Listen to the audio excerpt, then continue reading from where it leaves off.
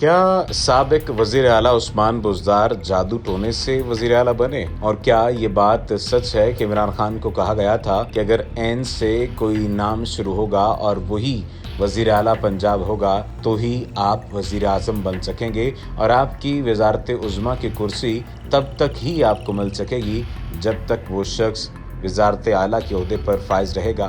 یہ وہ سوالات ہیں جو ہر شخص کے ذہن میں اب پیدا ہو رہے ہیں، کیونکہ جو ہی وزیر اعلیٰ عثمان بزدار نے اپنی سیٹ چھوڑی ہے، اسی طرز پر آپ دیکھیے کہ وزیر اعظم عمران خان بھی گھر چلتے بنے۔ کیا ان باتوں میں، ان تمام تر معاملات میں کوئی صداقت ہے یا نہیں؟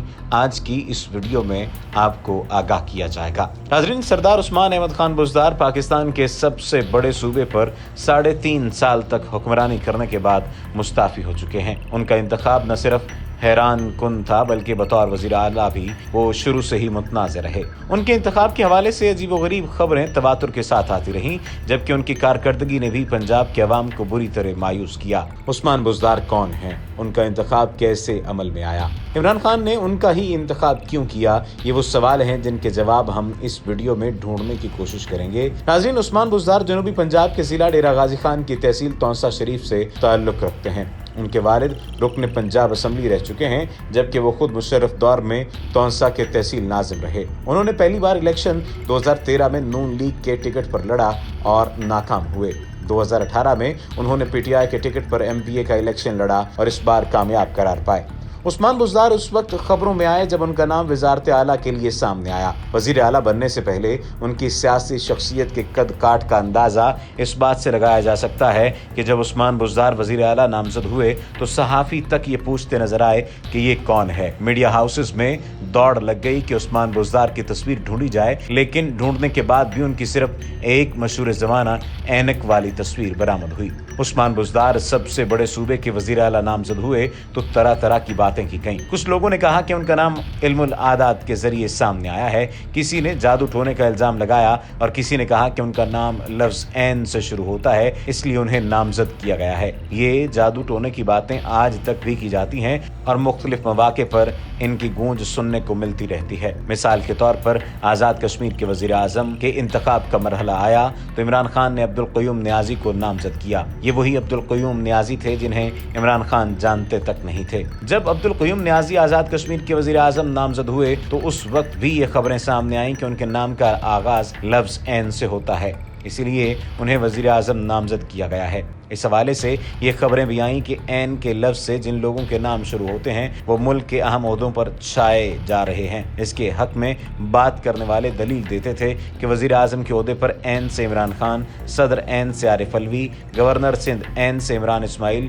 اور وزیر اعلیٰ پنجاب عین سے عثمان بزدار، یعنی ان اہم عہدوں پر تعینات سبھی افراد کے نام عین سے شروع ہوتے ہیں۔ علم العادات اور جادو ٹونے کے الزامات کو مسلم لیگ نون نے بھی خوب ہوا دی، یہاں تک کہ شہباز شریف اور مریم نواز بھی یہ الزامات دہراتے ہوئے نظر آئے۔ شہباز شریف نے وزیر اعظم بننے سے کچھ دن پہلے ایک پریس کانفرنس میں الزام عائد کیا تھا کہ بنی گالہ میں مرغیوں کا گوشت منوں کے حساب سے جلایا جاتا ہے۔ تحریک انصاف ہمیشہ سے ہی جادو ٹونے کے الزامات کی تردید کرتی رہی اور اسے خاتون اول بشریٰ بی بی کی کردار کشی قرار دیتی رہی۔ ان الزامات میں کتنی حقیقت ہے اس کا فیصلہ ہم نہیں کر سکتے، لیکن بطور وزیر اعلیٰ عثمان بزدار اپنے انتخاب کو درست بھی ثابت نہیں کر پائے۔ وہ ان 3.5 سالوں میں خود کو ایک تحصیل ناظم کی سطح سے اوپر نہیں اٹھا سکے۔ وہ صوبے میں کوئی ایک ایسا منصوبہ شروع نہیں کر سکے جو عوام کی فلاح و بہبود کے لیے ہو۔ اگرچہ وزیر اعظم عمران خان نے اکثر ان کی لنگر خانے اور پناہ گاہیں کھولنے پر تعریف کی، لیکن یہ کوئی بڑے ترقیاتی منصوبے نہیں تھے۔ پھر آخر کیا وجہ تھی کہ عمران خان آخری وقت تک عثمان بزدار کا نہ صرف ساتھ دیتے رہے بلکہ کھل کر ان کی حمایت اور ان کی مخالفت میں اٹھنے والی آوازوں کو خاموش کراتے رہے؟ حالانکہ عثمان بزدار وہ شخصیت ہیں جن کی وجہ سے پی ٹی آئی میں نہ صرف اختلافات پیدا ہوئے بلکہ کئی گروپ بھی بنے، جن میں سے 2 گروپ جہانگیر ترین اور علیم خان کی قیادت میں کھل کر سامنے آئے اور وفاق اور پنجاب میں پی ٹی آئی حکومت کی کھلم کھلا مخالفت کی۔ عمران خان کی جانب سے سیاسی طور پر ایک کمزور شخص کو وزیر اعلیٰ بنانے کا مقصد یہ تھا کہ ان کی حکومت کو صوبائی سطح سے کوئی مسئلہ یا خطرہ لاحق نہ ہو۔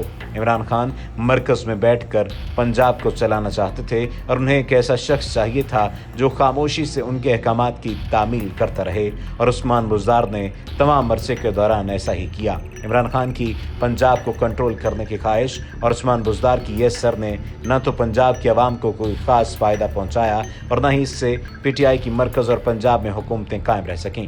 عمران خان کی حکومت کے جانے میں ایک بڑا ہاتھ عثمان بزدار کی خراب کارکردگی کا بھی قرار دیا جاتا ہے۔ ان دعووں میں کتنی سچائی ہے، اس کا فیصلہ اگلے عام انتخابات میں عوام اور پھر منصفانہ طریقے سے تاریخ کرے گی، کیونکہ تاریخ کسی کو معاف نہیں کرتی۔